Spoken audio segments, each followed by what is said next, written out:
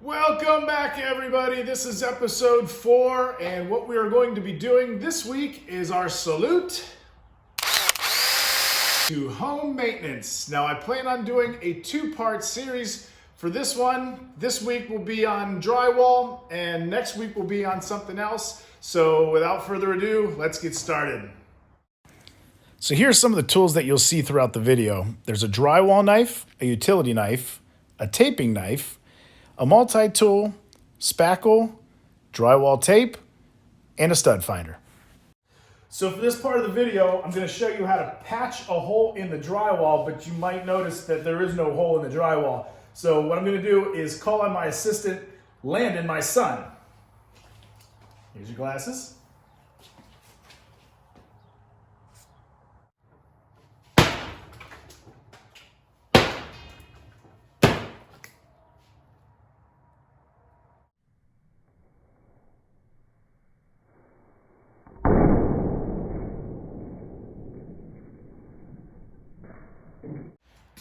So now that we have this hole in the drywall, you'll see I've already got this sectioned off right here. And all you're going to do is you're going to want to cut a hole that's just a little bit bigger than the hole that's in the drywall. And you can do that with a couple things. You can either use a utility knife where you score the sides, or you could use a drywall saw that you could poke through and just cut again your outline. And what I prefer to use is this oscillating multi-tool, which is going to work great for cutting this out.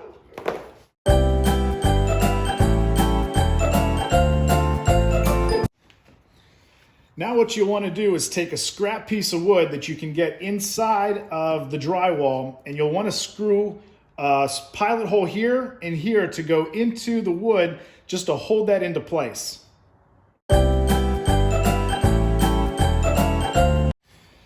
So now that we have that scrap piece of wood back there, that's going to serve as a backing for the piece that we're about to cut. It's just going to be a scrap piece of drywall that I cut to fit the exact same size as this, and that will make sure that it doesn't fall back through into the wall.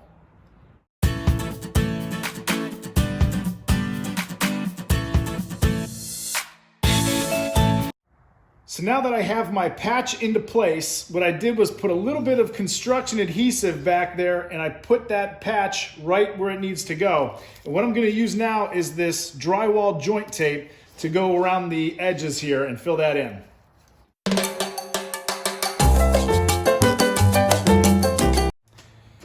So now that we have our tape around the edges, I'm going to use this drywall spackling that actually goes on pink but dries white, so you know when it's finished.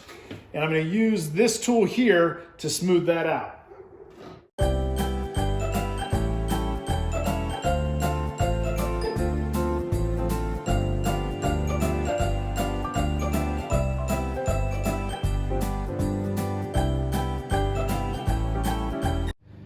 So now that all of that's sanded down, we should be good to go. You could go ahead and put a primer on your wall and then go ahead and paint it whatever color you would want. What I'll do now is go ahead and show you how to find a stud and to also hang a picture where there is no stud behind the wall. So for this next part, I'm going to show you how to find studs behind the wall. Now the first thing you'll do is you'll need to grab a stud finder. And I always like to make sure that it's working before I go ahead and try to find where the studs are. So let's go ahead and do that. I'm going to hit the button on the side here, and you can see it lights up. Nothing, huh? Found a stud. So if you wanted to hang a picture and you didn't know where a stud was, you could go ahead and use a stud finder and hit the wood, and as you slide this back and forth on your wall, this display window will light up and it will tell you where there is a stud behind that. So go ahead, we're going to hit wood, and I'll hit the button on the side, and we'll just slide this back and forth, and there should be a stud right here, and we'll see what happens.